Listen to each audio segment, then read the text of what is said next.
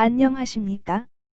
6월 16일 목요일 영국의 소리방송 뉴스 데스크의 아이린입니다. 오늘은 영국과 주요 국가들 사이의 최근 관계를 간략히 설명해 드리겠습니다. 먼저 중공과 영국과의 관계입니다. 중공과 영국의 관계가 지난 6개월 동안의 바위 위에 올라 앉았습니다. 지난 20여 년간에 쌓아온 상호 간의 신뢰가 코로나 바이러스, 화웨이, 홍콩 문제로 인하여 그렇게 된 것이죠. 코비드-19의 세계적 확산을 막을 수 있었음에도 불구 자국 내에선 인민들을 다른 시로 여행 금지 조치를 했으면서도 WHO는 사실을 말하지 않고 오히려 축소 보고함으로써 이가간 동안에 자국 내에서는 여행을 못하는 증국인들이 대거 미국과 영국 등 유럽으로 몰려나가서 확산을 키웠다는 이유입니다.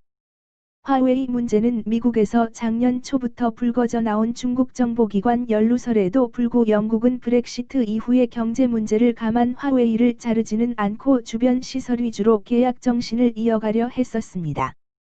그러나 실체적 증거가 미국에서 잡히면서 영국에서 수주 직전에 있던 라이브 G 사업을 보리스 수상이 캔슬하였고 이에 대한 중국 정부의 불만을 표시했습니다.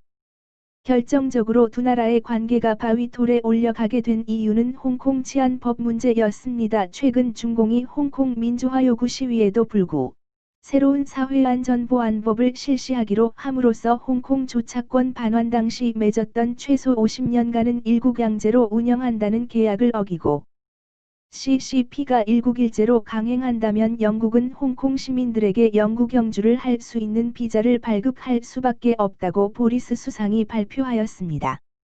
보리스 수상의 발표에 중공 외교부와 런던 주재 CCP 대사관은 영국은 중국의 내정에 간섭 말라. 식민지라는 생각을 버려라. 뱉은 말에 대해서 대가를 치르게 될 것이다 등 협박성 발언을 영국에 내뱉었습니다. 다음은 영국과 유럽 관계입니다.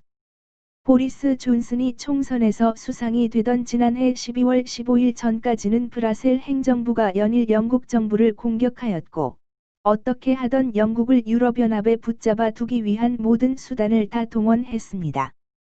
보리스 존슨이 수상이 된 후부터는 체념한 듯 많이 수그러들었지만 이어진 크리스마스와 연말 연시 연휴 분위기 속에서 잠잠했습니다. 새해 들어오면서 1월 31일부터 완전 브렉시트를 위한 1년간의 트랜짓 기간에 들어오면서 양측의 브렉시트 담당자들은 세부적 합의를 위한 협의에 들어갔습니다. 동시에 미국이 제시한 초특혜 무역협정을 맺기 위한 연구가 시작되었으나 영미 FTA는 WTA 소관이기 때문에 유럽과 먼저 협의를 한 후에만 할 수 있다는 조건이 생겨났습니다. 사실상 유럽과의 FTA는 현재와 같은 조건이 되는 것이기 때문에 협의할 사항도 없습니다. 그러나 유럽 행정부는 모든 협의의 선제 조건으로 영국 연근해 어업 권한을 내들었습니다. 현재와 같이 영국 연근해를 유럽과 쇄어해 달라는 요구입니다. 보리스 수상은 어업권을 회수하고 국제법에 의거한 영해를 지키겠다는 것과 영국 어업을 살려서 수천 명의 일자리도 만든다는 것이 자신의 선거 공약이기도 하였습니다. 그런 와중에 코로나 바이러스 사태가 깊어지면서 대면 회의가 줄어들고 표면상 설전은 줄어들었지만 영국의 데이비드 프로스트 브렉시트 협상 담당은 한발 후퇴하여 어업 쿼타를 현행보다 훨씬 줄이는 제안을 브라셀에 하였으나 브라셀에서는 만족해 하지 못하고 있는 상황입니다. 영국 연근해에서 유럽 어부들의 잡히는 수산물은 유럽어 시장의 60%를 공급하고 있기 때문이고 프랑스와 네덜란드 어부들이 가장 타격이 큰 것으로 보도되고 있습니다. 그러나 이 문제가 유럽연합과 관계를 나쁘게 한다든지 하는 상황은 아닙니다. 코로나 바이러스 문제가 겹쳐서 오히려 동병상련의 마음으로 싸움이 늦춰지고 있을 뿐입니다. 유럽 행정부는 코로나 바이러스를 이유로 충분한 회의를 못했으니 트랜짓 기간을 1년 더 연장하자고 제의했으나 영국은 강경한 자세를 취하고 있습니다. 다음은 박지현 제작팀장이 발췌한 뉴스입니다. 홍콩의 비정부 단체인 디프, 날리지 그룹은 200개국의 후 평가 보고서와 지역의 빅데이터를 분석 COVID-19 안전 등급 및 위험 평가 특별 분석을 발표함으로써 현재 진행 중인 COVID-19 분석 활동의 주요 확장을 발표했습니다. 전 세계 200개 지역, 국가 및 지역의 경제, 사회 및 건강 안정성을 분류, 분석 및 순위 지정하였습니다. 분석 보고서는 전염병의 글로벌 역학이 얼마나 빠르게 변화하고 있으며 특정 지역의 지역 취약성 및 보건력 수준이 얼마나 빠른지를 나타냅니다.